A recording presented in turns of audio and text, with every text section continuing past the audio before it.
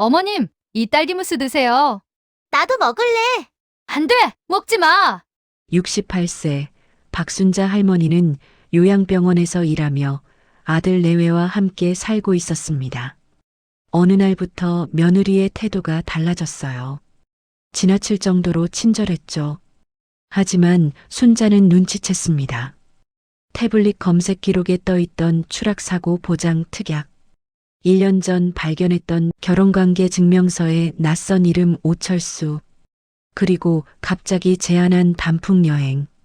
모든 게 우연이 아니었어요. 며느리는 순자를 죽이고 보험금을 챙기려 했던 겁니다. 이번 영상에서는 며느리의 살해 음모를 간파하고 역습한 68세 시어머니의 통쾌한 반격에 대해서 들려드리겠습니다. 사연을 들으시면서 조금이나마 공감하며 즐기셨으면 좋겠습니다. 사연 시작 전에 무료로 할 수 있는 구독과 좋아요를 눌러주시면 매주 새로운 인생 사연을 놓치지 않고 들으실 수 있습니다. 2024년 9월 인천 연안부두 근처 요양병원에서 일하는 박순자는 68이었어요. 퇴근 시간이 되자 어깨가 무겁게 내려앉으면서 허리를 한번 폈다가 다시 숙였습니다.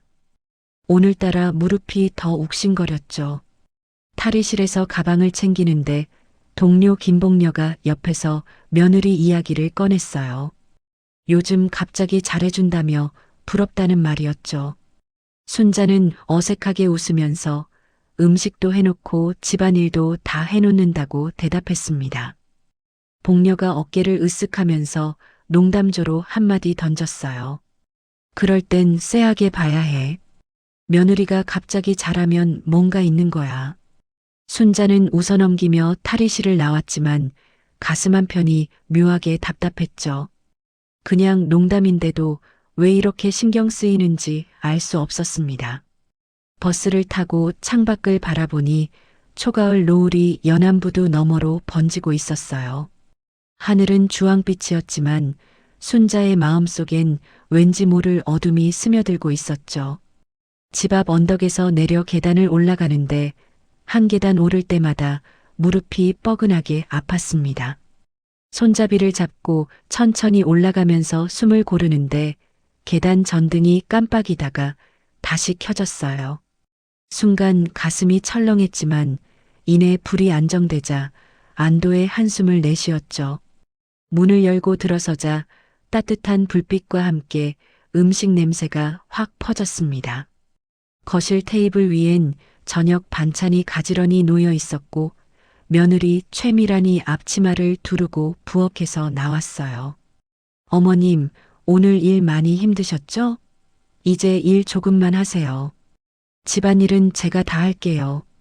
미란의 목소리는 부드러웠지만 순자는 그 말을 들으면서 이상하게 몸이 먼저 긴장했어요.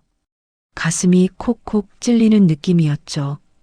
말은 따뜻한데 왜 이렇게 불편한지 알 수 없었습니다. 가방을 내려놓고 거실 소파에 앉으려는데 TV에서 토크 프로그램이 나오고 있었어요. 화면 속에서 변호사 같은 사람이 노부모 상속 문제는 미리 정리해두는 게 중요하다고 말하고 있었죠.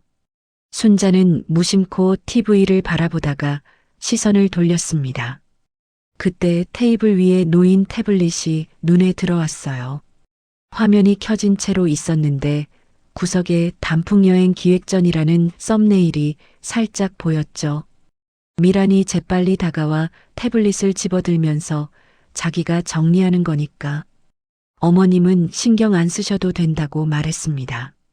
그 순간 미란의 눈빛이 아주 잠깐 흔들렸어요.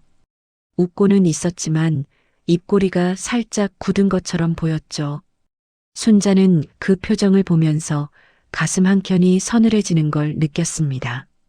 저녁을 먹는 동안 미라는 계속해서 음식을 권했어요. 몸에 좋은 재료만 골라서 만들었다는 말과 함께였죠. 순자는 젓가락을 들면서 고개를 끄덕였습니다. 음식 맛은 괜찮았지만 목 넘김이 영 편하지 않았어요. 마치 누가 지켜보고 있는 것처럼 뒷목이 뻐근했죠. 식사를 마치고 설거지를 하려는데 미란이 막아서면서 자기가 할 테니 어머님은 편하게 쉬라고 말했습니다. 순자는 더 이상 말하지 않고 방으로 들어가 침대에 앉아 창밖을 바라봤어요. 어둠 속에서 자신의 얼굴이 희미하게 비치는데 주름진 얼굴 위로 불안이 서려 있었죠. 사람이 너무 잘해도 탈이라는데 난 왜 이렇게 가슴이 콕콕 찔릴까? 그날 밤 잠이 쉽게 오지 않았습니다.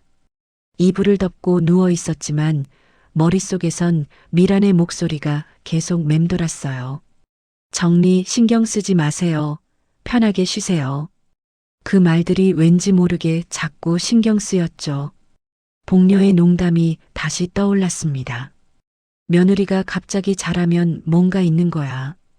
그냥 웃어넘겼던 말인데 지금은 그 말이 귓가에 계속 울렸어요.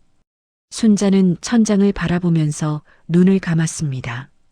내일 아침이 되면 이 기분도 사라질 거라고 스스로를 달랬지만 가슴속 불안은 쉽게 가라앉지 않았죠. 밤은 깊어갔고 거실에선 미란이 태블릿을 보면서 무언가를 검색하고 있었습니다. 다음 날 밤, 순자는 설거지를 마치고 거실 테이블을 닦고 있었어요. 미란은 준우를 재우러 방에 들어갔고 거실엔 순자 혼자 남아 있었죠. 행주로 테이블을 닦다가 태블릿이 켜진 채로 놓여 있는 걸 발견했습니다. 화면이 희미하게 빛나고 있었어요. 순자는 잠시 망설이다가 태블릿을 집어들었죠. 그냥 화면을 끄려고 했는데 브라우저 창이 열린 채로 있었습니다. 화면 위쪽엔 검색 기록이 보였어요. 노인 재산 정리, 추락사고 보장 특약, 단풍 펜션 패키지. 순자의 손끝이 차갑게 식으면서 숨이 막혔습니다. 한 단어 한 단어가 눈에 박히는데 가슴이 쿵쿵 뛰기 시작했어요. 아래로 스크롤을 내리자 엑셀 파일이 하나 더 보였죠. 장기요양보험, 상속세 최소화, 자산 이전 절차라는 항목들이 가지런히 정리되어 있었습니다. 순자는 화면을 보면서 입술을 깨물었어요. 이게 대체 무슨 의미인지 머릿속이 복잡했죠. 그때 방 쪽에서 발소리가 들렸습니다. 순자는 재빨리 태블릿을 내려놓으려 했지만 손이 떨려서 화면이 완전히 꺼지지 않았어요. 미란이 거실로 나오는데 순자의 손에 태블릿이 들려 있는 걸 봤죠. 미란의 얼굴이 순간 굳었습니다. 하지만 곧 웃음을 지으면서 다가왔어요. 어머님, 그거 보고 계셨어요? 순자는 어색하게 고개를 끄덕이면서 태블릿을 내밀었습니다. 아니, 그냥 화면 끄려고. 미란이 태블릿을 받아들면서 재빨리 화면을 닫았어요. 입꼬리가 살짝 올라갔지만 눈빛은 차갑게 가라앉아 있었죠. 요즘은 노후 설계도 다 데이터로 하는 세상이에요. 어머님은 그냥 편하게 계시면 돼요. 미란의 목소리는 부드러웠지만 그 말 속에는 묘한 차가움이 섞여 있었습니다. 순자는 그 순간 등골이 서늘해지는 걸 느꼈어요. 그래도 나한테 상의는 해야 하는 거 아니냐? 순자가 조심스럽게 말하자 미란이 고개를 가볍게 저으면서 대답했습니다. 어머님, 요즘 부모님 모시는 건 시스템으로 해야 해요. 감정으로만 하면 나중에 복잡해지거든요.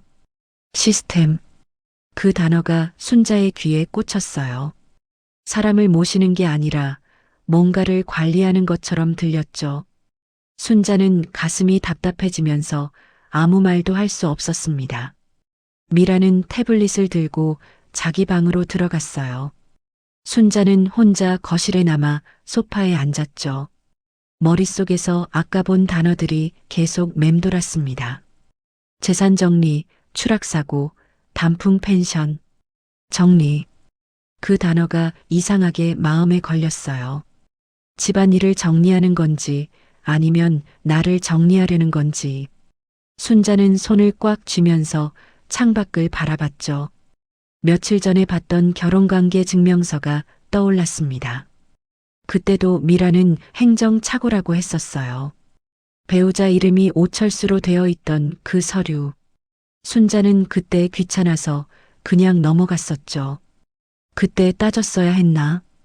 후회가 밀려왔습니다. 하지만 이미 지나간 일이었어요. 순자는 깊게 한숨을 쉬면서 방으로 들어갔죠. 침대에 누워 천장을 바라봤습니다. 남편 영정 사진이 서랍 안에 들어있는 게 생각났어요. 남편이 살아있었다면 지금 이 상황을 어떻게 봤을까? 순자는 눈을 감으면서 작게 중얼거렸죠. 당신이 있었으면. 밤은 깊어갔지만 순자의 잠은 오지 않았습니다. 머릿속에선 태블릿 화면이 계속 떠올랐어요. 추락사고 보장 특약. 그 문구가 유독 선명하게 남아 있었죠. 순자는 이불을 끌어당기면서 몸을 웅크렸습니다. 가슴속 불안이 점점 커지고 있었어요. 이게 정말 나를 위한 준비일까? 아니면 나를 치우기 위한 준비일까? 생각이 꼬리를 물면서 순자의 심장은 더 빠르게 뛰었죠. 옆방에선 미란이 휴대폰을 보면서 무언가를 타이핑하고 있었습니다. 화면엔 단풍 펜션 예약. 그 다음날 오후 순자는 요양병원에 나가지 않았어요. 몸이 좀 안 좋다고 말했지만 사실은 머릿속이 복잡해서 집에 혼자 있고 싶었죠. 미라는 준우를 데리고 외출했고 집엔 순자 혼자 남았습니다. 거실 소파에 앉아 있다가 문득 안방 서랍이 떠올랐어요. 1년 전쯤 봤던 그 서류. 순자는 천천히 일어나 안방으로 들어갔죠. 오래된 철제 서류함이 벽장 안쪽에 있었습니다. 먼지가 살짝 쌓인 뚜껑을 열자 낡은 종이 냄새가 올라왔어요. 순자는 서류들을 하나씩 넘기면서 그때 그 서류를 찾았죠. 결혼관계 증명서였습니다. 아들 민호의 결혼 서류였어요. 종이를 펼치는데 손끝이 떨렸죠. 배우자란에 적힌 이름은 최미란이 아니라 오철수였습니다. 순자는 그 글자를 한참 동안 바라봤어요. 오철수, 남자 이름이었죠. 발급일은 결혼식 2, 3개월 전이었습니다. 그때 일이 떠올랐어요. 1년 전 가을 순자가 이 서류를 처음 봤을 때였죠. 미란에게 물어봤었습니다. 미란아, 이거 뭔가 잘못된 거 아니야? 미란은 서류를 보더니 웃으면서 대답했었어요. 어머님, 요즘 시청에서 실수 많이 해요. 그냥 수정 신청 넣으면 되는데 바쁘다 보니 깜빡했네요. 그렇게 말하고는 서류를 가져가겠다고 했었죠. 순자는 그때 그런가 보다 하고 넘어갔었습니다. 귀찮은 일에 휘말리고 싶지 않았고 며느리를 의심하고 싶지도 않았어요. 하지만 지금 다시 보니 이상했습니다. 행정착오로 배우자 이름이 통째로 바뀔 수 있을까? 그것도 남자 이름으로. 순자는 서류를 손에 쥔 채 깊게 숨을 들이쉬었죠. 그때 따졌어야 했나? 후회가 밀려왔습니다.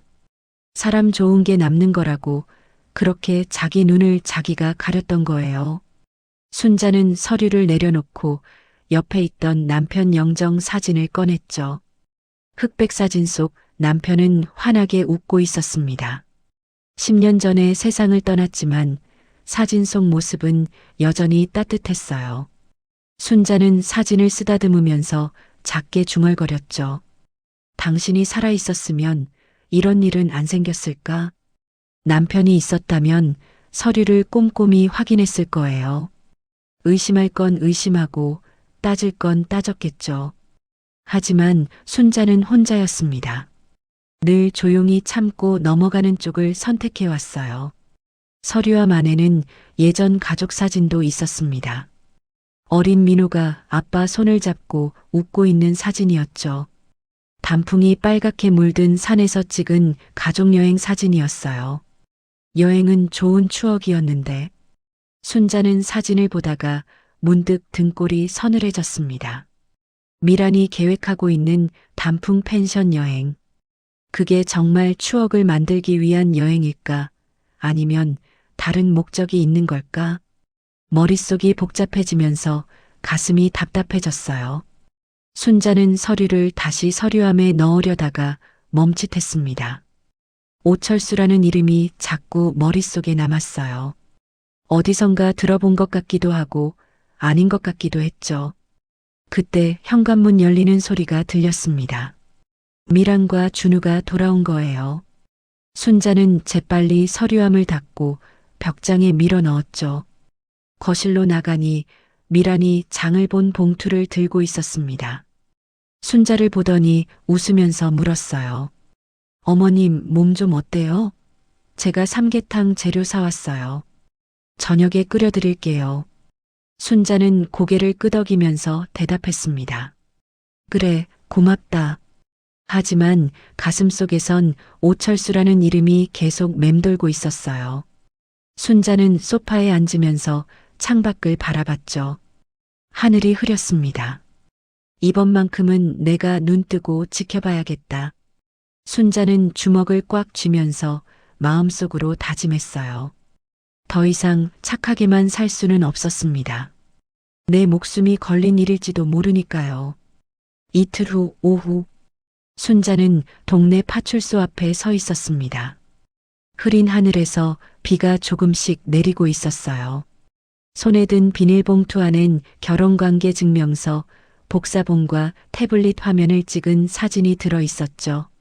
문 앞에서 몇 번이나 돌아설까 망설였습니다. 괜히 며느리 팔자 망치는 건 아닐까, 혹시 내가 너무 예민한 건 아닐까 하는 생각이 머릿속을 맴돌았어요. 하지만 가슴속 불안은 점점 커지고 있었죠. 순자는 깊게 숨을 들이쉬고 문을 열었습니다. 파출소 안은 형광등이 약하게 깜빡이는 좁은 공간이었어요. 접수대 앞에 젊은 순경이 앉아 있었죠.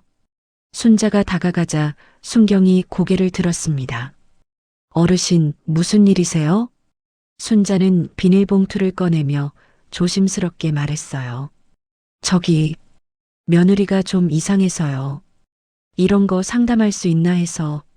순경이 서류를 받아보더니 동료 경찰에게 눈짓을 했습니다. 두 사람이 잠깐 속삭이는 소리가 들렸어요. 또 고부 갈등이네. 젊은 순경이 웃으면서 순자에게 말했습니다. 어르신, 요즘 유튜브 때문에 며느리들도 고생 많대요. 서로 오해일 수도 있잖아요. 순자는 가슴이 답답해지면서 입술을 깨물었어요. 말을 꺼내기도 전에 이미 가볍게 취급당하는 기분이었죠. 나이든 사람의 말은 이렇게 쉽게 무시되는구나 싶었습니다. 그때 안쪽 사무실에서 형사 한 명이 나왔어요. 30대 중반쯤 돼 보이는 남자였죠. 이름표엔 오지훈이라고 적혀 있었습니다. 지훈이 서류를 받아들고 천천히 읽기 시작했어요. 태블릿 화면 사진을 보더니 눈빛이 달라졌죠. 추락사고 보장 특약이라는 글자 위에 시선이 오래 머물렀습니다. 어르신, 이거 언제 찍으신 거예요? 순자가 며칠 전 일을 설명하자 지우는 고개를 끄덕이면서 메모를 하기 시작했어요. 젊은 순경들과는 달랐습니다. 진지했죠. 지훈이 조심스럽게 물었어요. 혹시 여행 계획은 언제쯤인가요? 다음 주쯤이라고 하던데. 순자의 목소리가 떨렸습니다. 지훈은 잠시 생각하더니 말했어요. 신고가 아니라 상담 정도로만 기록하겠습니다. 대신 여행 가시기 전에 꼭 다시 연락 주세요. 그 말이 무슨 뜻인지 순자는 알 수 있었어요. 이 사람도 뭔가 이상하다고 느끼고 있다는 거였죠. 가슴속에 작은 안도감이 스며들었습니다. 그래도 누군가는 내 말을 들어줬다. 순자는 고개를 끄덕이면서 파출소를 나왔어요. 비는 여전히 내리고 있었지만 발걸음은 조금 가벼워졌죠. 집으로 돌아오는 버스 안에서 창밖을 바라봤습니다. 빗방울이 유리창을 타고 흘러내렸어요.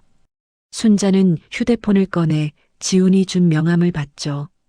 오지훈 형사, 여행 전에 꼭 연락하세요.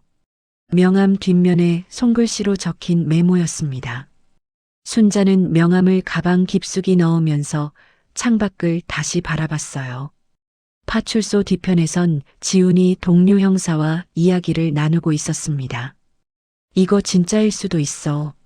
추락사고 특약에 단풍 펜션 여행에 배우자명 위조까지 너무 맞아떨어져. 동료 형사가 고개를 저었어요. 그래도 확실한 증거가 없잖아. 괜히 나섰다가 민원만 들어올 수도 있고. 지훈은 서류를 다시 보면서 입술을 깨물었습니다. 추락사고 특약 부분을 손가락으로 짚으면서 중얼거렸죠. 혹시라도 진짜면. 그는 책상 서랍을 열어 파일을 하나 꺼냈어요. 박순자 상담건이라고 적고 안에 복사본과 메모를 넣었습니다. 그리고 달력을 보면서 여행 날짜 근처에 작은 표시를 했죠. 일단 지켜보자. 여행 가기 전에 연락 오면 그때 움직여도 늦지 않아. 지우는 파일을 서랍에 넣으면서 창밖을 바라봤습니다. 비가 점점 더 세게 내리고 있었어요. 순자는 집에 도착해 현관문을 열었습니다. 거실엔 미란이 청소를 하고 있었어요. 순자를 보더니 환하게 웃으면서 다가왔죠. 어머님, 어디 다녀오셨어요? 우산도 안 쓰시고. 순자는 젖은 옷을 털면서 대답했습니다. 그냥 좀 다녀왔다. 미란이 수건을 가져다 주면서 말했어요. 감기 걸리시겠어요. 얼른 옷 갈아입으세요. 아, 그리고 어머님, 다음 주 금요일에 단풍 펜션 가기로 확정됐어요. 민우도 휴가 냈대요. 순자의 손이 잠깐 멈췄습니다. 다음 주 금요일.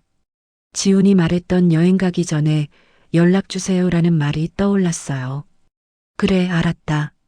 순자는 방으로 들어가 문을 닫았습니다. 가방에서 명함을 꺼내 서랍 깊숙이 넣으면서 작게 한숨을 내쉬었어요. 이제 진짜 시작이구나. 그날 저녁, 식탁에 저녁밥이 차려졌습니다. 아들 민호가 회사에서 돌아와 피곤한 얼굴로 앉았어요. 미란이 국을 떠주면서 환하게 웃었죠. 여보, 오늘 회사 어땠어? 민호가 수저를 들면서 한숨을 쉬었습니다. 힘들어. 요즘 구조조정 이야기도 나오고. 정신없어.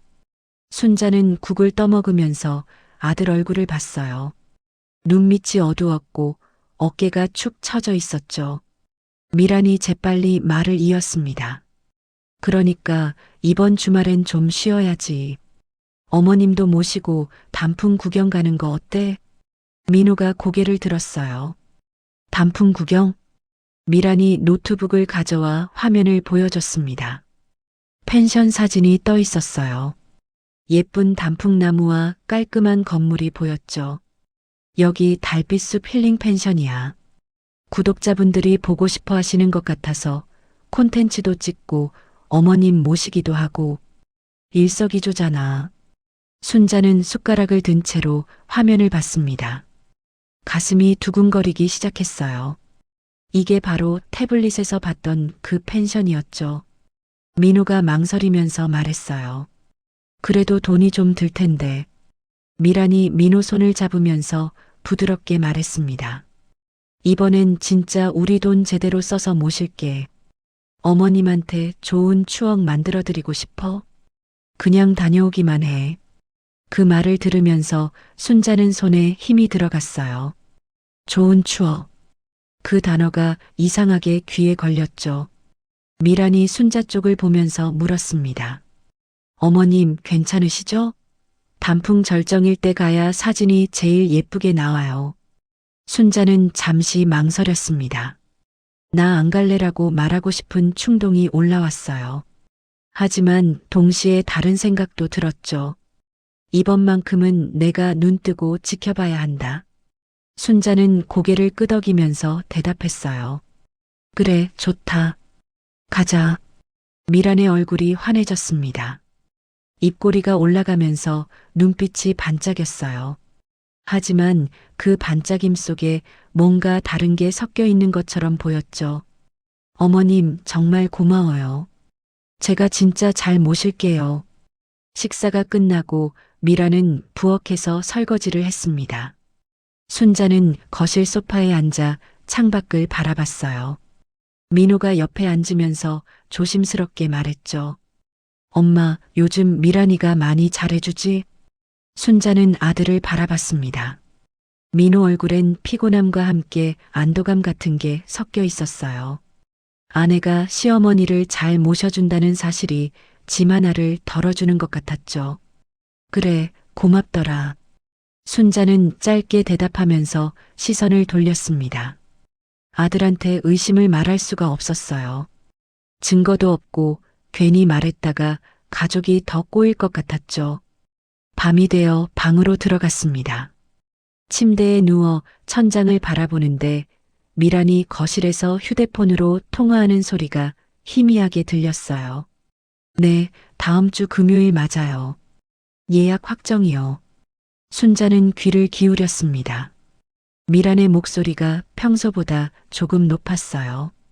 그때 제대로 정리되면. 네, 알겠습니다. 정리. 그 단어가 또 나왔습니다. 순자는 이불을 끌어당기면서 몸을 웅크렸어요. 가슴속 불안이 점점 커졌죠. 순자는 가방에서 오지훈 형사 명함을 꺼냈습니다. 여행 가기 전에 꼭 연락 주세요. 명함을 손에 쥔 채로 한참을 생각했어요. 그래, 내가 그렇게 정성껏 준비했다니. 나도 한번 내 정성을 끝까지 봐야겠다. 순자는 명함을 다시 서랍에 넣으면서 결심을 굳혔습니다. 이번 여행은 단순한 효도 여행이 아니었어요. 진짜 의도를 확인하는 시험대였죠. 순자는 눈을 감으면서 작게 숨을 내쉬었습니다. 두렵지만 이대로 당할 수는 없었어요. 수동적인 피해자로 남고 싶지 않았죠. 옆방에선 미란이 태블릿을 보면서 펜션 구조를 다시 확인하고 있었습니다. 테라스, 난간, 계단. 화면을 넘기면서 입꼬리가 살짝 올라갔어요. 밤은 깊어갔고 두 사람은 각자의 방에서 잠들지 못하고 있었습니다. 챕터 6 휴게소 커피, 일부러 흘린 한 컵. 금요일 오전. 차는 고속도로를 달리고 있었습니다. 민호가 운전을 했고 미란이 조수석에 앉았어요. 뒷좌석에는 순자와 준우가 나란히 앉아 있었죠. 창밖으로 단풍이 물든 산이 지나갔습니다. 붉고 노란 빛깔이 눈부셨어요. 준우가 창밖을 보면서 신나게 떠들었죠. 할머니, 나무 예쁘다. 순자는 손자 머리를 쓰다듬으면서 고개를 끄덕였습니다. 하지만 가슴속엔 불안이 가득했어요. 휴대폰을 꺼내 오지훈 형사에게 문자를 보냈죠. 지금 출발했습니다. 펜션 이름은 달빛숲 힐링 펜션입니다. 잠시 후 답장이 왔어요. 알겠습니다. 조심하세요. 순자는 휴대폰을 가방에 넣으면서 창밖을 바라봤습니다. 1시간쯤 달렸을 때 민호가 휴게소에 차를 세웠어요. 비가 잠깐 그쳤지만 하늘은 여전히 흐렸죠. 가족들이 차에서 내려 휴게소 건물로 들어갔습니다. 미란이 순자를 보면서 환하게 웃었어요. 어머님, 피곤하시죠? 제가 커피 사올게요. 밖에 테이블에서 좀 쉬세요. 순자는 고개를 끄덕이면서 야외 테이블로 나갔습니다. 플라스틱 의자에 앉아 주변을 둘러봤어요. 사람들이 오가고 있었고 차들이 주차장에 가득했죠. 잠시 후 미란이 커피 2잔을 들고 나왔습니다. 순자 앞에 한 잔을 내려놓으면서 말했어요. 어머님, 이거 유기농 원두예요. 몸에도 좋고 잠도 덜 와요. 순자는 커피를 보면서 숨이 막혔습니다. 유기농이라는 말이 이상하게 귀에 걸렸어요. 왜 굳이 그런 말을 하는지. 순자는 컵을 집어들면서 손을 떨었죠. 이 안에 뭔가 들어있을까? 생각이 꼬리를 물었습니다. 그냥 커피일 수도 있고 아닐 수도 있었어요. 하지만 확인할 방법이 없었죠. 순자는 컵을 입 가까이 가져가면서 미란을 봤습니다. 미란의 눈이 순자 손을 따라 움직였어요. 시선이 유난히 집중돼 있었죠. 순자는 그 순간 결심했습니다. 손에 힘을 빼면서 컵을 떨어뜨렸어요. 뜨거운 커피가 테이블 위로 쏟아지면서 바닥으로 번졌죠. 검은 액체가 플라스틱 테이블을 타고 흘러내렸습니다. 아이고. 순자가 일부러 놀란 척 소리를 냈어요. 미란의 얼굴이 순간 확 굳어졌습니다. 입술이 떨리면서 눈빛이 차갑게 가라앉았죠. 그 표정이 아주 짧게 스쳐 지나갔지만 순자는 놓치지 않았어요. 저게 진짜 얼굴이구나. 미란이 재빨리 웃음을 지으면서 휴지를 꺼냈습니다. 어머님 괜찮으세요? 데이진 않으셨어요? 목소리는 부드러웠지만 손이 미세하게 떨리고 있었어요. 순자는 미란을 보면서 대답했죠. 내가 이래서 뜨거운 건 잘 못 마신다니까. 괜히 돈만 날렸네. 미란이 테이블을 닦으면서 말했어요. 아니에요, 괜찮아요. 제가 또 사올까요? 그 말을 할 때 눈빛이 흔들렸습니다. 사올까 말까 망설이는 게 눈에 보였어요. 지갑을 만지작거리면서도 결국 꺼내지 않았죠. 아니야, 괜찮다. 커피 안 마셔도 돼. 순자는 짧게 대답하면서 일어섰습니다. 그때 휴게소 안 TV에서 뉴스가 나오고 있었어요. 노인 대상 보험 사기주의보라는 자막이 보였죠. 순자는 TV를 보다가 시선을 돌렸습니다. 미란이 쏟아진 커피를 보면서 입술을 깨물고 있었어요. 순자는 그 모습을 보면서 가슴이 서늘해졌죠. 이제 확실하다. 차로 돌아갔습니다. 민호가 간식을 사들고 와서 물었어요. 엄마, 커피는요? 쏟아버렸다. 괜찮아. 순자는 뒷좌석에 앉으면서 창밖을 바라봤습니다. 미란이 조수석에 올라타는데 뒷모습이 굳어 있었어요. 차가 다시 출발했습니다.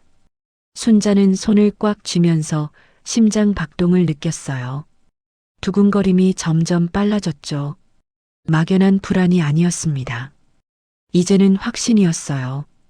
이 사람을 믿을 수 없다. 창밖 풍경이 빠르게 지나갔습니다.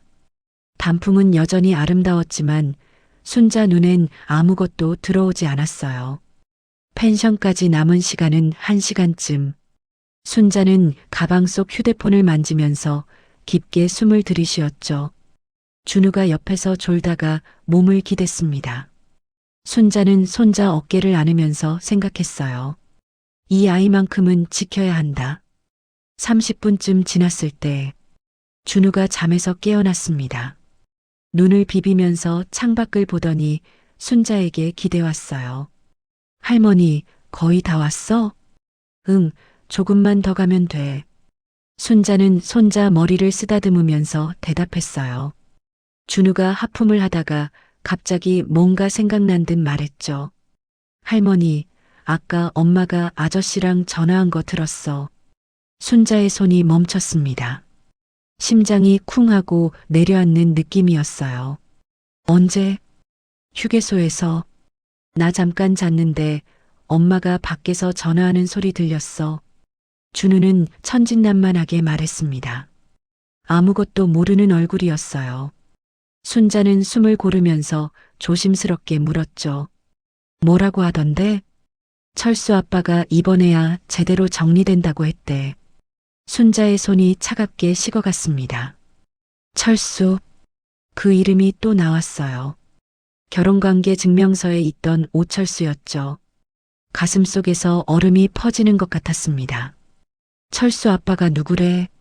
순자가 작게 물었어요. 준우가 고개를 갸웃거리면서 대답했죠. 몰라. 그냥 그렇게 부르던데. 엄마가 네, 알겠습니다 하고 전화 끊었어. 순자는 준우를 안으면서 창밖을 바라봤습니다. 비가 다시 내리기 시작했어요.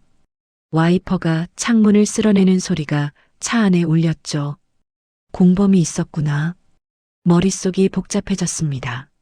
미란 혼자가 아니었어요. 누군가와 함께 계획을 짜고 있었던 거죠. 제대로 정리된다. 그 말이 귓가에 계속 맴돌았습니다. 순자는 준우를 보면서 작게 말했어요. 준우야, 이 이야기는 아무한테도 하면 안 돼. 알았지? 준우가 고개를 끄덕였습니다. 왜요? 그냥 어른들 이야기니까. 우리 준우만 알고 있자. 순자는 손자 손을 꽉 잡았어요. 이 아이를 지켜야 했습니다. 혹시라도 준우가 미란한테 이 말을 하면 어떻게 될지 알 수 없었죠. 앞좌석에서 미란이 휴대폰을 보고 있었습니다. 무언가를 타이핑하는 소리가 들렸어요. 순자는 미란 뒷모습을 보면서 입술을 깨물었죠. 철수가 누구지? 결혼 서류에 나온 이름. 그리고 지금 통화했다는 사람. 같은 이름일 리 없었어요. 순자는 가방에서 휴대폰을 꺼내 오지훈 형사에게 조용히 문자를 보냈습니다. 오철수라는 사람 조사 가능한가요? 며느리와 통화한 것 같습니다. 답장은 금방 왔어요. 알겠습니다. 도착하시면 바로 연락 주세요. 순자는 휴대폰을 가방에 넣으면서 창밖을 봤습니다. 산길이 가파르게 올라가고 있었어요. 낙엽이 젖은 채로 도로 위에 널려 있었죠. 민호가 운전대를 잡으면서 말했어요. 거의 다 왔어. 저기 펜션 간판 보여. 순자는 앞을 보았습니다.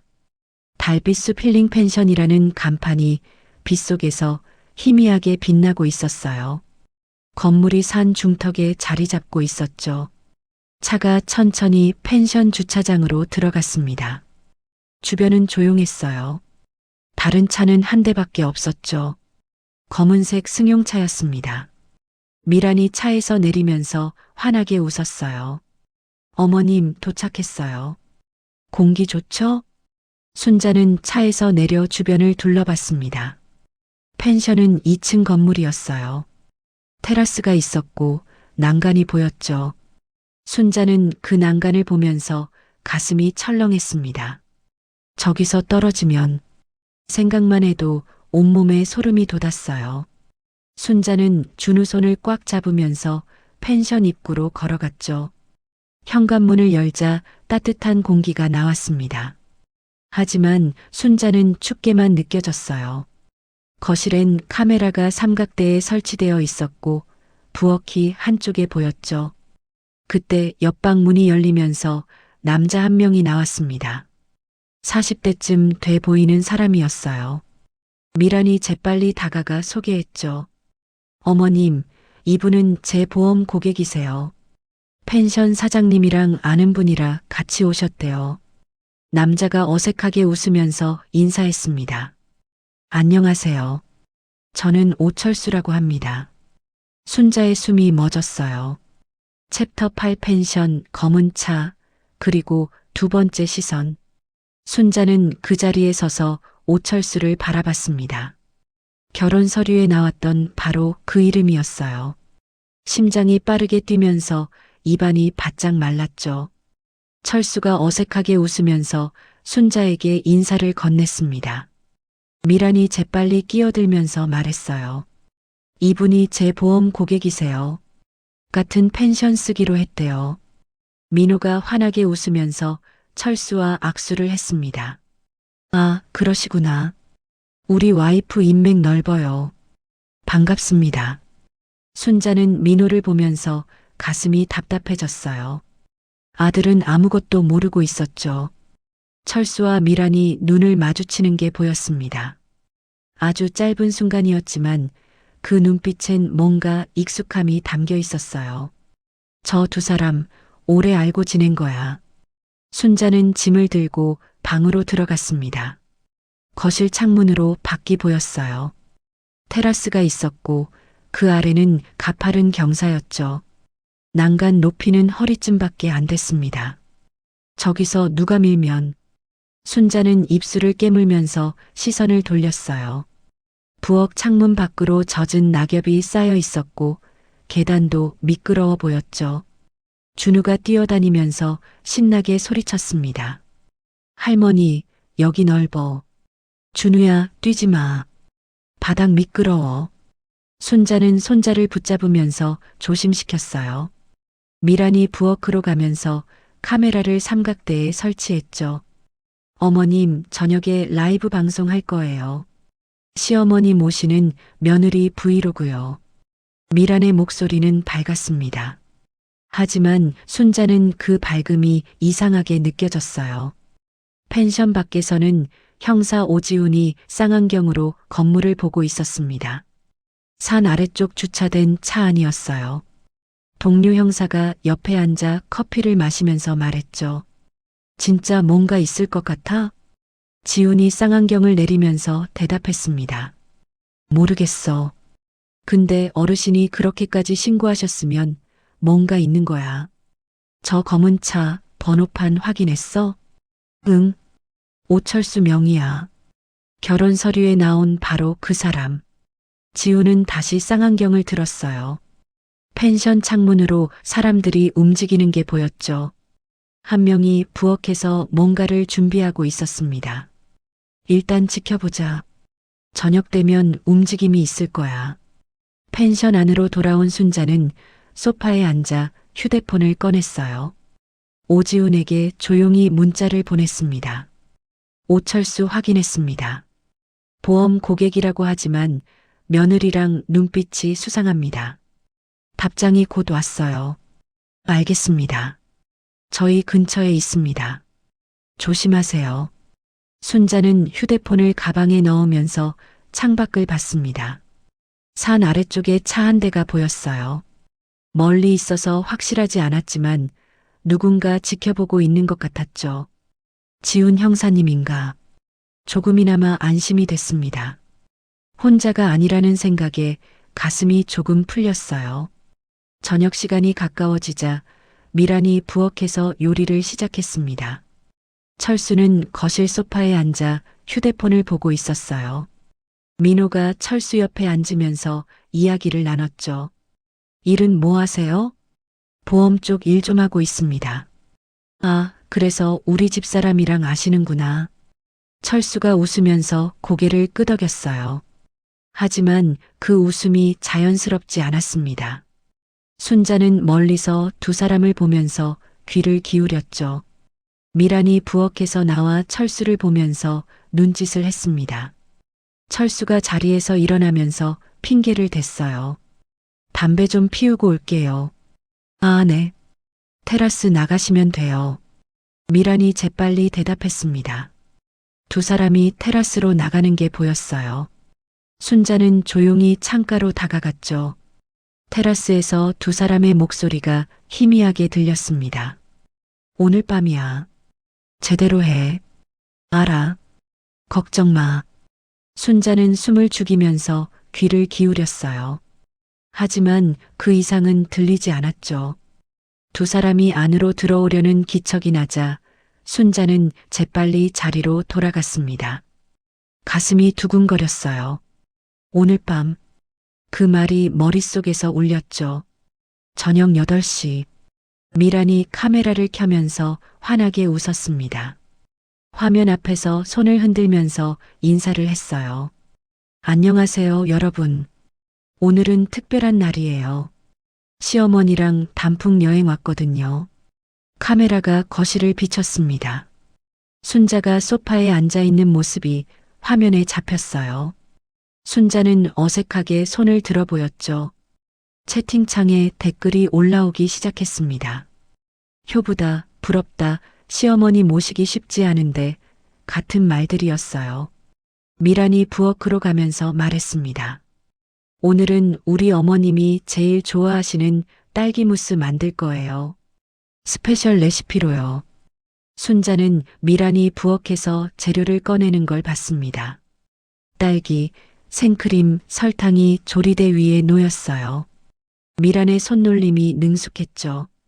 그때 순자는 자기 가방 속 아이스박스를 떠올렸습니다. 집에서 미리 준비해온 딸기 무스가 들어 있었어요. 만약을 대비해서 가져온 거였죠. 지금 바꿔야 하나? 순자는 심장이 빠르게 뛰는 걸 느꼈습니다. 손에 땀이 났어요. 미란이 딸기를 믹서에 넣으면서 카메라를 향해 설명하고 있었죠. 채팅창에 누군가 댓글을 달았습니다. 돈 넣은 거 아니죠? 키읔키읔키읔 농담이었지만 순자는 그 글자를 보면서 등골이 서늘해졌어요. 미란이 화장실에 가겠다고 말하면서 자리를 비웠습니다. 카메라는 그대로 켜져 있었어요. 순자는 잠시 망설이다가 일어났죠. 가방에서 아이스박스를 꺼냈습니다. 손이 떨려서 뚜껑을 여는데 시간이 걸렸어요. 안에는 자신이 만든 딸기 무스가 들어 있었죠. 유리컵 바닥에 작은 표시를 해뒀습니다. 순자는 조리대로 다가갔어요. 미란이 만든 딸기 무스와 자신이 가져온 것을 비교했죠. 색깔도 비슷했고 양도 비슷했습니다. 지금이야. 순자는 미란의 컵을 치우고 자기 컵을 그 자리에 놓았어요. 손이 떨려서 컵을 떨어뜨릴 뻔했죠. 가슴이 쿵쿵 뛰었습니다. 미란의 딸기 무스는 재빨리 아이스박스에 넣었어요. 그리고 가방 속에 숨겼죠. 순자는 다시 소파로 돌아와 앉았습니다. 숨이 가빠졌어요. 잠시 후 미란이 돌아왔습니다. 순자를 보면서 웃었어요. 어머님, 조금만 기다리세요. 금방 완성할게요. 미란이 조리대로 가서 딸기 무스를 확인했습니다. 순자는 그 모습을 보면서 숨을 죽였어요. 미란은 아무것도 눈치채지 못했죠. 자, 완성했어요. 우리 어머님을 위한 스페셜 딸기 무스. 미란이 컵을 들고 카메라 앞에서 보여줬습니다. 붉은 딸기 무스가 화면에 크게 잡혔어요. 채팅창에 예쁘다, 맛있겠다는 댓글이 올라왔죠. 그때 철수가 부엌 밖을 서성였습니다. 창문 쪽을 보면서 뭔가 확인하려는 듯 했어요. 순자는 철수를 보면서 온몸에 소름이 돋았죠. 저 사람도 공범이야. 미란이 딸기 무스를 식탁으로 가져왔습니다. 카메라도 함께 옮겼어요. 순자 앞에 컵을 내려놓으면서 환하게 웃었죠. 어머님 드세요. 제가 정성껏 만들었어요. 순자는 컵을 보면서 입술을 깨물었습니다. 유리컵 바닥에 자신이 한 작은 표시가 보였어요. 바꿔치기가 성공한 거였죠. 내가 믿는 내 수나미. 오늘은 내 계획을 뒤집는 데 쓰일 거다. 순자는 스푼을 집어들었습니다. 미란이 순자를 바라보고 있었어요. 카메라도 순자를 비추고 있었죠. 채팅창에 댓글이 계속 올라왔습니다. 효부 인정. 저렇게 모시면 복 받는다. 우리 엄마도 저렇게 해드려야지. 하지만 순자는 채팅창이 아니라 미란의 눈을 보고 있었어요. 그 눈 속에 뭔가 기다리는 빛이 있었죠. 챕터 10 안 돼. 라는 비명.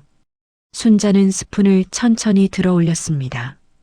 붉은 딸기 무스가 스푼 위에 올라왔어요. 카메라가 그 장면을 비추고 있었죠. 미란의 시선이 순자 손에 고정됐습니다. 눈을 깜빡이지 않고 바라보고 있었어요. 입술이 살짝 떨렸죠. 순자가 스푼을 입 가까이 가져가려는 순간이었습니다. 나도 먹을래.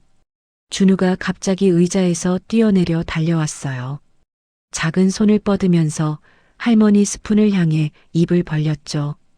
순자는 준우를 보면서 숨이 멎었습니다. 정말 이 아이 입에 가져갈 건가? 머릿속이 하얘졌어요. 준우의 입이 스푼에 닿기 직전이었습니다. 안 돼. 미란의 목소리가 터져 나왔어요. 비명 같았습니다. 의자를 확 밀치면서 일어나 준우에게 달려왔죠.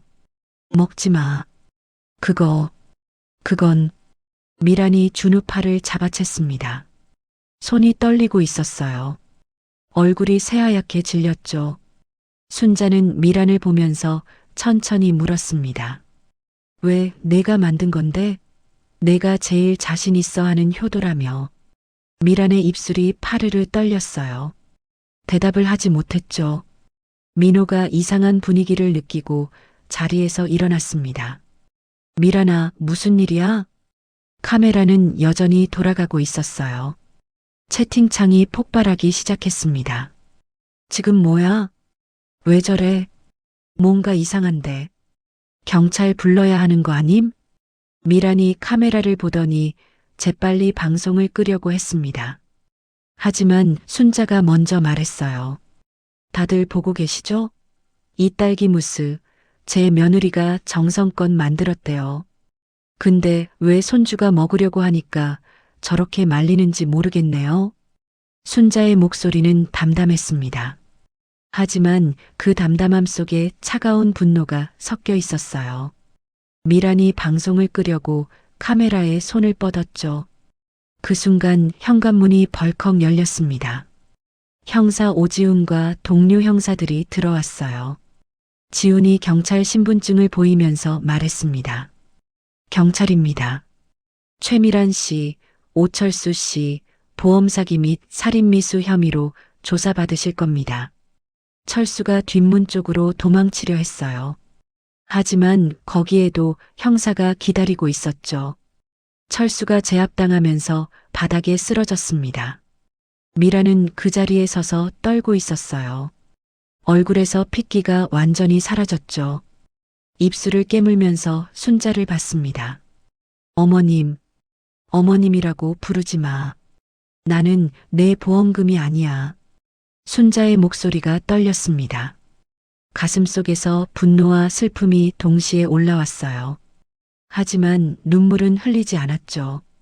민호가 형사에게 다가가 물었습니다. 이게 대체 무슨 일입니까? 지훈이 민호를 보면서 조심스럽게 설명했어요. 보험 특약, 추락사고, 계획된 여행. 그 모든 게 어머니를 죽이기 위한 계획이었다고. 민호의 얼굴이 순식간에 굳어지면서 손이 떨렸습니다. 믿을 수 없다는 표정으로 미란을 봤어요. 당신이 정말? 미란이 고개를 돌렸습니다. 대답하지 않았어요. 그 침묵이 모든 걸 인정하는 거였죠. 지훈이 딸기 무스를 증거품 봉투에 넣으면서 말했습니다. 이건 감식으로 보내겠습니다. 혹시 몸에 이상 있으시면 바로 말씀하세요. 순자는 고개를 저었어요. 괜찮아요. 전 한 입도 안 먹었으니까. 준우가 할머니 품에 안겨 울고 있었습니다. 순자는 손자를 꼭 안으면서 등을 쓰다듬었어요. 괜찮아, 우리 준우. 할머니가 지켰어. 미란과 철수에게 수갑이 채워졌습니다. 철수가 끝까지 발버둥 치면서 소리쳤어요. 저 사람 때문이에요. 다 저 여자가 시킨 거라고요. 미란이 철수를 보면서 입꼬리를 비틀었습니다. 마지막까지 서로에게 죄를 떠넘기려 하고 있었죠. 라이브 방송은 여전히 켜져 있었습니다. 채팅창엔 수천 개의 댓글이 올라오고 있었어요. 형사들이 펜션 밖으로 미란과 철수를 데리고 나갔습니다. 수갑찬 두 사람이 차에 태워지는 게 창문 너머로 보였어요. 민호는 그 자리에 주저앉았습니다. 무릎을 짚고 바닥을 보면서 어깨가 떨렸어요. 준우가 아빠 옆에 앉아 등을 쓰다듬었죠. 아빠, 울지 마. 민호가 준우를 안으면서 눈물을 흘렸습니다. 목이 메어 말이 나오지 않았어요. 지훈이 조심스럽게 다가와 의자에 앉았죠. 조금 진정하시고 자세한 이야기 들으시겠어요? 민호가 고개를 끄덕였습니다. 순자도 소파에 앉아 지훈을 봤어요. 지훈이 파일을 꺼내 펼치면서 설명하기 시작했죠. 미란과 철수는 오래전부터 알고 지낸 사이였습니다. 철수가 보험 설계사였고 미란도 같은 회사에 있었어요. 둘은 1년 전쯤부터 계획을 짜기 시작했죠. 민호 회사의 구조조정 이야기가 나오면서 미란은 빚이 많아졌습니다. 그때 철수가 방법을 제시했어요. 순자 명의로 보험을 들고 사고로 위장해서 보험금을 받는 거였죠. 결혼관계 증명서도 그때 조작한 겁니다. 철수 이름을 넣어서 법적으로 꼬이게 만들고 나중에 문제가 생기면 빠져나갈 구멍을 만든 거였어요. 지훈이 서류를 보여주면서 말했습니다. 추락사고 보장 특약이 들어간 보험이었어요.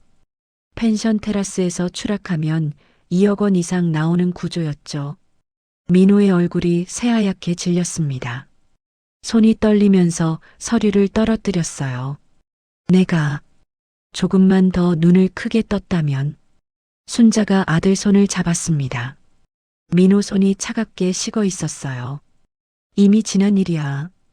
중요한 건 이제 우리가 어떻게 할 거냐는 거지. 지훈이 계속 설명했어요. 미란이 유튜브 라이브를 켠 이유도 알리바이 때문이었습니다. 많은 사람이 보는 앞에서 효부처럼 행동하다가 나중에 사고가 나면 아무도 의심하지 않을 거라고 생각한 거였죠. 하지만 순자가 딸기 무스를 바꿔치기 하면서 계획이 틀어진 겁니다. 준우가 먹으려고 하자 미라는 본능적으로 막았어요. 그게 모든 걸 무너뜨렸죠. 어르신이 안 계셨으면 정말 큰일 날 뻔했습니다. 지훈의 말에 순자는 고개를 저었어요. 난 그냥 살고 싶었을 뿐이에요. 민호가 얼굴을 손으로 가리면서 울었습니다. 어깨가 크게 흔들렸어요. 자기가 얼마나 많은 걸 놓치고 살았는지 이제야 깨달은 거였죠. 엄마, 나 대체 뭐라고 살았던 거야? 순자는 아들 등을 쓰다듬으면서 아무 말도 하지 않았습니다. 가슴이 아팠어요. 하지만 동시에 안도감도 들었죠. 아직 늦지 않았다는 생각이 들었습니다. 밖에서 경찰차가 떠나는 소리가 들렸어요. 펜션 안이 조용해졌죠. 준우가 할머니 무릎에 머리를 기대면서 잠들었습니다. 지훈이 자리에서 일어나면서 말했어요. 딸기 무스는 감식 결과 나오는 대로 연락드리겠습니다. 혹시 필요한 거 있으시면 언제든 연락 주세요. 순자가 고개를 끄덕이면서 지훈을 봤어요. 고마워요. 형사님 아니었으면 정말 큰일 날 뻔했어요. 지훈이 작게 웃으면서 명함을 내밀었습니다. 괜찮아요. 이런 일이 제 일이니까요. 형사들이 나가고 펜션엔 순자와 민호, 준우만 남았습니다. 거실이 너무 조용했어요. 카메라는 꺼져 있었고 테이블 위엔 반쯤 식은 음식만 남아 있었죠. 민호가 천천히 일어나 창밖을 봤습니다. 밤이 깊어가고 있었어요. 별이 총총히 떠 있었죠. 엄마, 이혼하고 준우랑 제대로 살아보려고요. 순자는 대답 대신 민호 어깨를 두드렸습니다. 말이 필요 없었어요. 아들이 이제 어른이 되어가고 있다는 걸 느꼈죠. 마이너스 마이너스 마이너스. 챕터 10이 밝혀진 진실의 퍼즐. 다음 날 아침, 펜션을 떠나 집으로 돌아오는 차 안은 조용했습니다. 민호가 운전대를 잡고 있었고 뒷좌석엔 순자와 준우가 앉아 있었어요. 일주일 후 지훈 형사에게서 연락이 왔습니다. 딸기 무스 감식 결과가 나왔다고 했어요. 순자와 민호는 경찰서로 갔죠. 지훈이 서류를 펼쳐 보이면서 설명했습니다. 딸기 무스에서 수면제 성분이 검출됐어요. 상당한 양이었죠. 먹으면 의식을 잃고 그 상태에서 테라스 난간 너머로 밀어냈을 거라고 했습니다. 순자는 서류를 보면서 숨을 깊게 들이쉬었어요. 정말 죽을 뻔했구나 싶었죠. 지훈이 계속 설명했습니다. 미란과 철수의 진술도 받았다고 했어요. 둘은 서로에게 죄를 떠넘기려 했지만 증거가 너무 명확했죠. 결혼관계 증명서 위조, 보험 사기, 살인 미수, 모든 혐의가 인정됐습니다. 라이브 방송 녹화본도 결정적 증거가 됐어요. 어르신이 그 딸기 무스를 바꿔치기 하지 않았다면 지훈의 말에 순자는 고개를 저었어요. 난 그냥 살고 싶었을 뿐이에요. 그래도 나는 끝까지 내 발로 버텼네요. 민호가 옆에서 어머니 손을 잡았습니다. 손이 따뜻했어요. 순자는 아들을 보면서 작게 웃었죠. 경찰서를 나와 집으로 돌아왔습니다. 현관문을 열고 들어서니 익숙한 냄새가 났어요. 거실 소파, 테이블, 창밖 풍경, 모든 게 그대로였죠. 순자는 방으로 들어가 서랍을 열었습니다. 남편 영정 사진이 있었어요. 사진을 꺼내 쓰다듬으면서 중얼거렸죠. 당신 봤어? 난 이겼어. 가슴이 먹먹해졌습니다. 하지만 눈물은 나오지 않았어요. 대신 조용한 안도감이 퍼졌죠. 며칠 후 민호가 이혼 절차를 시작했습니다. 준우 양육권도 아버지가 갖기로 했어요. 미라는 감옥에 있었고 앞으로 오랫동안 나올 수 없을 거였죠. 순자는 민호와 준우를 보면서 생각했습니다. 이 집이 무너졌다가 다시 세워지고 있다고. 천천히지만 확실하게. 어느 날 저녁 민호가 순자에게 물었어요. 엄마, 미란을 미워해요? 순자는 잠시 생각하다가 대답했습니다. 미워하고 싶지만 그 사람도 빚에 짓눌려서 무너진 거겠지. 사람이 돈 때문에 이렇게까지 변하는구나 싶어. 민호가 고개를 끄덕이면서 말했어요. 저도 앞으로는 돈이 아니라 태도로 살아볼게요. 순자는 아들 어깨를 두드렸습니다. 말이 필요 없었어요. 이미 아들은 달라지고 있었으니까요. 한 달이 지났습니다. 순자는 여전히 요양병원에서 일하고 있었어요. 아침에 일어나 옷을 갈아입고 출근길에 올랐죠. 복녀가 늘 그 자리에서 기다리고 있었습니다. 순자야, 요즘 얼굴 좀 펴졌네. 복녀의 말에 순자는 작게 웃었어요. 정말 그런 것 같았습니다. 거울을 볼 때마다 눈가 주름이 조금 덜 깊어 보였어요. 일이 끝나고 집에 돌아오면 민호와 준우가 있었습니다. 셋이서 함께 저녁을 먹었어요. 민호가 서툴게 만든 찌개를 먹으면서 이야기를 나눴죠. 준우가 학교 이야기를 했고 민호가 회사 이야기를 했습니다. 순자는 들으면서 가끔 조언을 했어요. 평범한 저녁이었죠. 하지만 그 평범함이 이렇게 소중한 줄 몰랐습니다. 어느 날 저녁 순자는 계단을 올라가다가 멈췄어요. 전등 스위치가 보였죠. 예전엔 깜빡거렸던 그 불빛. 지금은 안정적으로 켜져 있었습니다. 민호가 바꿔줬어요. 엄마가 넘어질까봐 라면서. 순자는 그 말을 들으면서 가슴이 따뜻해졌죠. 계단을 올라가는 게 이제 무섭지 않았습니다. 등 뒤에서 누가 밀 거라는 두려움도 사라졌어요. 순자는 2층 방문을 열고 들어가 창문을 열었죠. 바람이 들어왔습니다. 시원했어요. 창밖엔 가을 하늘이 펼쳐져 있었죠. 단풍이 물들기 시작하고 있었습니다. 이 가을은 다르구나. 순자는 창가에 서서 생각했어요. 작년 이맘때는 미란의 친절에 속아 넘어갔었죠. 하지만 이제는 달랐습니다. 눈을 뜨고 귀를 열고 마음을 지키는 법을 배웠어요. 주말에 민호가 제안했습니다. 준우랑 셋이서 공원에 가자고. 순자는 고개를 끄덕였어요. 공원엔 사람들이 많았습니다. 가족 단위로 나온 사람들이 돗자리를 펴고 앉아 있었어요. 아이들이 뛰어놀고 부모들이 웃고 있었죠. 준우가 할머니 손을 잡고 걸었습니다. 작은 손이 따뜻했어요. 순자는 손자를 보면서 생각했죠. 이 아이만큼은 제대로 키워야 해. 민호가 벤치에 앉으면서 순자에게 물었어요. 엄마, 후회 안 해요? 신고한 거. 순자는 잠시 생각하다가 대답했습니다. 후회는 안 해. 다만 아쉬워.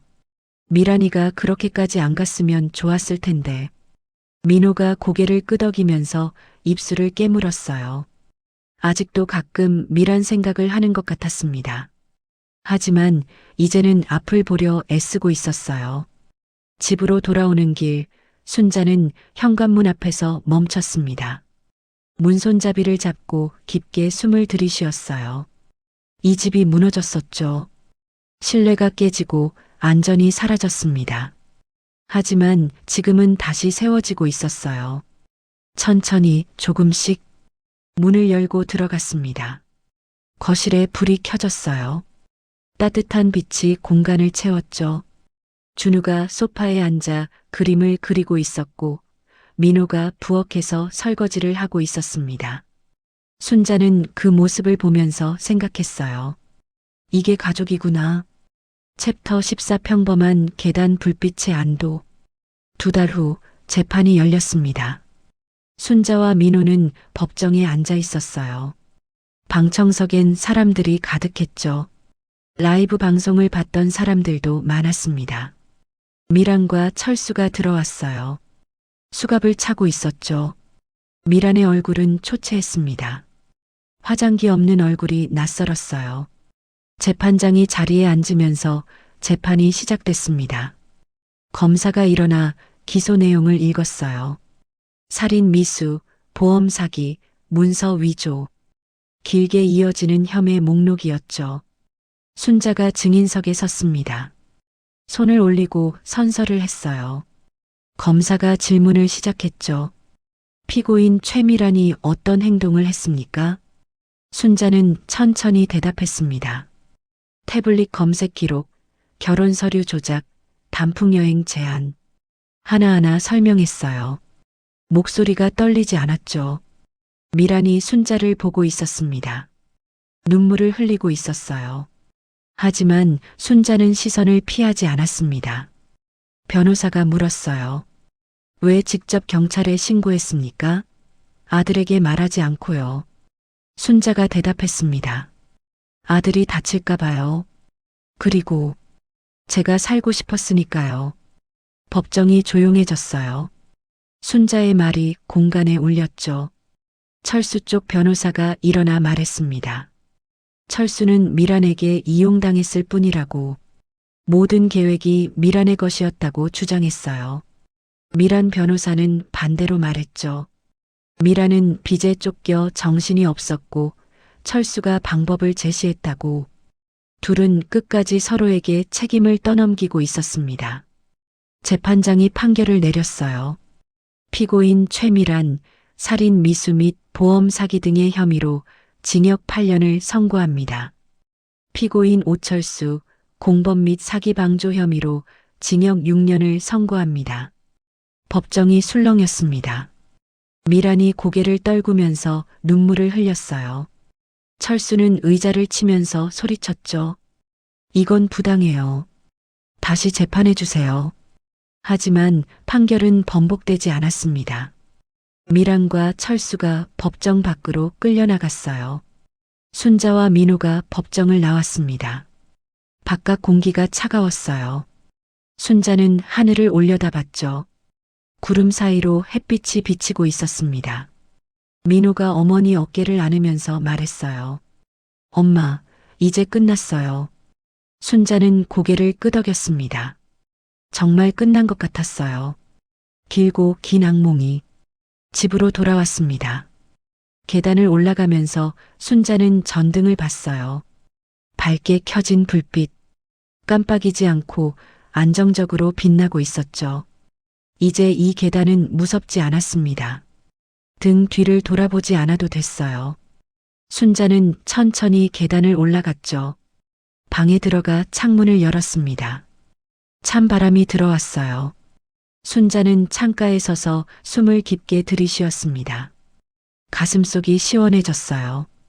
오랫동안 짓눌렀던 무게가 내려간 것 같았죠. 이제 살 수 있겠다. 6개월 후 순자는 복녀와 함께 카페에 앉아 있었습니다. 창밖으론 봄 햇살이 쏟아지고 있었어요. 나무에 새잎이 돋아나고 있었죠. 복녀가 커피를 마시면서 물었습니다. 순자야, 요즘 어때? 많이 괜찮아졌어? 순자는 고개를 끄덕이면서 창밖을 봤어요. 응. 이제 밤에 잠도 잘 오고 아침에 일어날 때 무섭지도 않아. 복녀가 순자 손을 잡아주면서 웃었습니다. 두 사람은 한동안 말없이 앉아 있었어요. 말이 필요 없었죠. 집에 돌아오니 민호와 준우가 거실에서 레고를 맞추고 있었습니다. 아버지와 아들이 머리를 맞대고 뭔가를 만들고 있었어요. 할머니, 이거 봐. 우리 집이야. 준우가 자랑스럽게 보여줬습니다. 레고로 만든 작은 집이었어요. 지붕이 있고 창문이 있고 문도 달려 있었죠. 순자는 무릎을 꿇고 앉아 레고 집을 봤습니다. 작지만 단단해 보였어요. 예쁘다, 준우야. 우리 집처럼 튼튼하게 만들었네. 민호가 옆에서 말했어요. 엄마, 제가 이제 준우 양육도 제대로 하고 일도 열심히 할게요. 돈보다 태도가 중요하다는 거 이제 알았거든요. 순자는 아들 어깨를 두드렸습니다. 말 대신 행동으로 보여주는 게 더 큰 약속이라는 걸 알았어요. 저녁을 먹고 나서 순자는 혼자 베란다로 나갔습니다. 하늘엔 별이 떠 있었어요. 도시 불빛 때문에 많이 보이진 않았지만 몇 개는 반짝이고 있었죠. 순자는 남편 생각을 했습니다. 만약 남편이 살아 있었다면 뭐라고 했을까? 아마 잘했어라고 했을 거예요. 나 혼자서도 이겨냈어. 가슴이 뿌듯했습니다. 무너질 뻔했지만 버텼어요. 넘어질 뻔했지만 일어섰죠. 그리고 지금 여기 서 있었습니다. 베란다 문을 열고 안으로 들어갔어요. 거실에선 민호와 준우가 TV를 보면서 웃고 있었습니다. 평범한 저녁이었죠. 순자는 소파에 앉아 준우를 안았어요. 손자가 할머니 품에 기대면서 말했습니다. 할머니, 나 할머니 좋아. 나도 준우 좋아. 순자는 손자 머리를 쓰다듬으면서 생각했어요. 피가 섞였다고 다 가족은 아니더군요. 하지만 진짜 가족은 이렇게 만들어지는 거였습니다. 서로를 지키고 믿고 함께 버텨내면서 밤이 깊어갔습니다. 준우가 잠들었고 민호도 방으로 들어갔어요. 순자는 혼자 거실에 남아 창밖을 봤죠. 거리엔 불빛이 켜져 있었습니다. 사람들이 걸어다니고 차들이 지나갔어요. 세상은 여전히 돌아가고 있었죠. 순자는 생각했습니다. 돈이 많아도 태도가 나쁘면 결국 무너진다는 걸. 반대로 돈이 없어도 태도가 바르면 살아갈 수 있다는 걸. 미라는 돈을 택했고 자신은 태도를 택했습니다. 그 선택의 끝이 지금 이 순간이었어요. 순자는 전등 스위치를 눌렀습니다. 거실 불이 꺼졌어요. 하지만 무섭지 않았죠. 계단 불빛이 은은하게 켜져 있었고 방 안에서 민호의 숨소리가 들렸습니다. 침대에 누워 눈을 감았어요. 어둠이 포근했습니다. 이제는 안전했죠. 나는 끝까지 내 발로 서 있었다.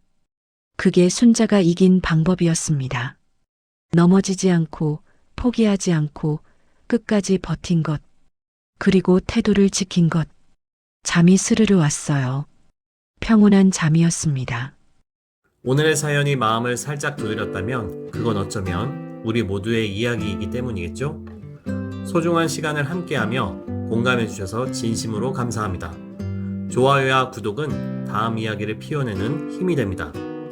여러분의 생각을 댓글로 편하게 나눠주시고 이 이야기를 많은 분들이 알 수 있게 공유해 주신다면 여러분의 일상에도 기분 좋은 행복이 찾아올 거예요. 그럼 꽃부인네는 다음에도 당신의 마음을 꼭 안아드릴 수 있는 새로운 사연으로 찾아뵙겠습니다. 건강하시고 늘 행복하세요.